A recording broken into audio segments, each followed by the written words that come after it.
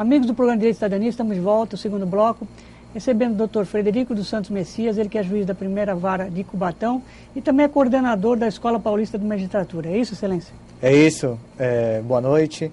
Mais uma vez é um prazer estar aqui com você e aberto aí para tratarmos dos mais variados assuntos ligados ao Poder Judiciário. Dr. Frederico, eu venho fazendo isso com alguns convidados, né, que às vezes o convidado vem assim meio engessado, meio tímido. Não é o caso do Dr. Frederico. Ele me ajudou quando o programa tinha um horário diferenciado na madrugada, me ajudou lá em São Vicente. Então eu fiz questão de trazê-lo novamente. Ele tem um convite a fazer, ele tem alguns fatos novos. Mas antes eu queria resolver uma questão que o Dr. Frederico ficou pendente nos outros programas, excelência. Queria falar um pouco da sua carreira. Como é que foi a sua vocação para ser magistrado? Eu sempre tive esse interesse, né? Já na faculdade despertou essa vontade. Tive grandes professores, professores juízes que me inspiraram a seguir essa carreira.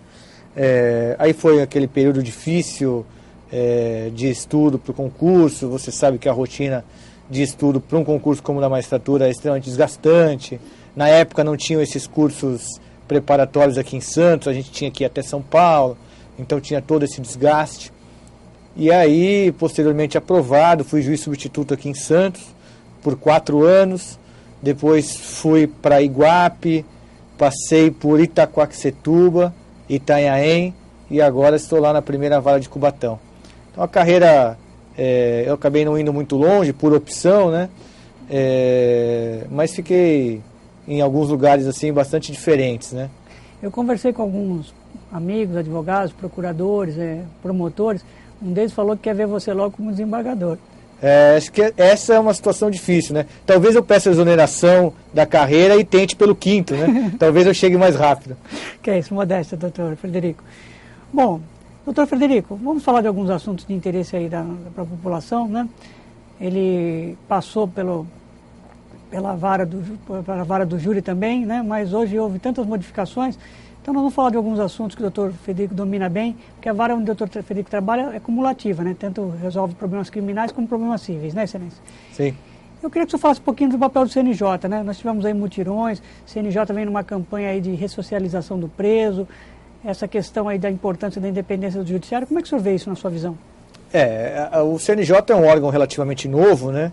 Algo completamente fora da realidade que se concebeu aquela estrutura da separação e independência de poderes lá atrás, já desde Montesquieu, né? E aí se criou nosso sistema constitucional a figura do Conselho Nacional de Justiça. A princípio com atribuições meramente de controle administrativo. Eu sempre digo que aqui não vai nenhuma crítica aos conselheiros que integram o Conselho Nacional de Justiça. Todos de capacidade, reputação ilibada, mas sim quanto à existência propriamente do Conselho. Por quê? Porque o Conselho talvez hoje ele esteja numa atuação regular, com controle administrativo e coisas do gênero. Mas quem garante que no futuro não possa servir de modo a tolher a independência do juiz? Ninguém pode garantir isso, né? Então a minha preocupação é essa, a preocupação da magistratura é sempre essa. Aqui no estado de São Paulo, nós temos uma corregedoria atuante, nós temos inúmeros juízes que são processados administrativamente quando erram, e em qualquer instituição não há 100% de pessoas honestas, né? Num universo hoje de quase 3 mil juízes, é claro que sempre haverá aquele que desvia da sua conduta, segue caminhos não muito corretos. Agora, a Corregedoria de São Paulo sempre atuou e continua atuando. Não havia necessidade aqui em São Paulo de um órgão de controle externo como foi ou como é o CNJ. Agora, você tocou numa questão interessante. O CNJ tem programas paralelos à sua atuação que são muito interessantes. Por exemplo, esse projeto da segunda chance, que trata dos egressos do sistema prisional. Tem outros projetos ligados à adoção. Enfim, são projetos interessantes de caráter nacional e que esses sim são positivos. Agora veja, por exemplo, estabelecer metas, né? Julgar, o senhor sabe bem, não é uma linha de produção. A gente não pode julgar um processo como se monta um carro.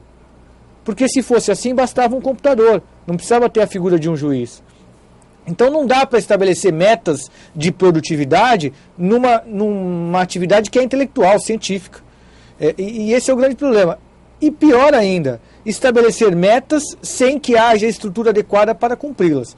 Então, a minha crítica ao CNJ, e aqui é uma crítica pessoal minha, né, não é, como eu repito, aos conselheiros que integram o conselho, mas e sim quanto ao próprio órgão, que, no meu entender, é desnecessário, e pode ser que no futuro essa existência do conselho seja prejudicial à independência do juiz. Olha, por isso que eu gosto do Dr. Frederico, né? Porque poucos juízes, às vezes, o juiz é um ser humano como todos nós.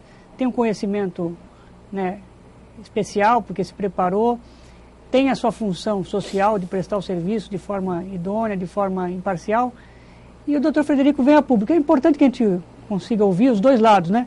E nessa questão da parte do CNJ, que ele fala da ressocialização, a gente às vezes tanto critica os presos, fala como é que pode e tal, e a gente vê lá uma entrevista, uma reportagem em Teresina, no Piauí, Excelência, onde que a diretora do presídio leva a sociedade para ver o presídio. Olha, aqui que você joga uns presos.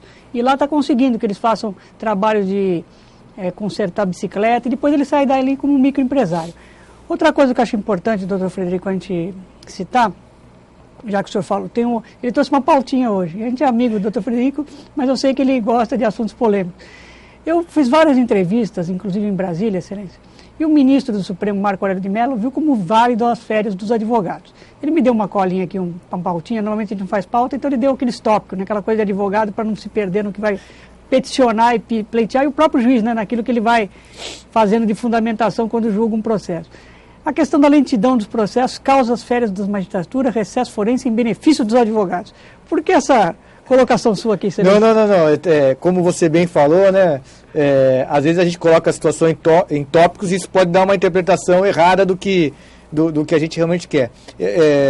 O que eu coloquei aí, e justamente eu queria... Essa situação das férias dos advogados é algo que precisa ser realmente definido, né? Uhum. Ainda essa semana eu enfrentei, por curiosidade, uma advogada que me encaminhou uma petição pedindo dilação de prazo, porque ela ia casar, ela ia em lua de mel e ela precisava que os prazos dela ficassem suspensos.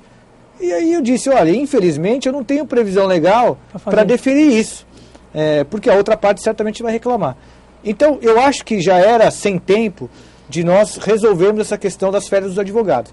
É bem verdade que o recesso de janeiro, que existia anteriormente, ele acabou a pedido dos advogados.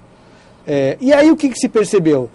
Que se não parar, como é que o advogado tira férias? Verdade. O advogado é um profissional liberal, ele precisa das férias. E já há um projeto de emenda constitucional resolvendo essa questão, estabelecendo 30 dias de férias em janeiro, recesso geral do Poder Judiciário. Perfeito. Vou fazer um esclarecimento no próximo bloco, Sênis. Vamos fazer um pequeno intervalo para tomar uma aguinha. Vamos voltar com outros assuntos aqui que o doutor Frederico colocou. Hoje ele só colocou assuntos polêmicos para debater. Então, você não saia daí que o programa está bem interessante. É rapidinho. Voltamos já.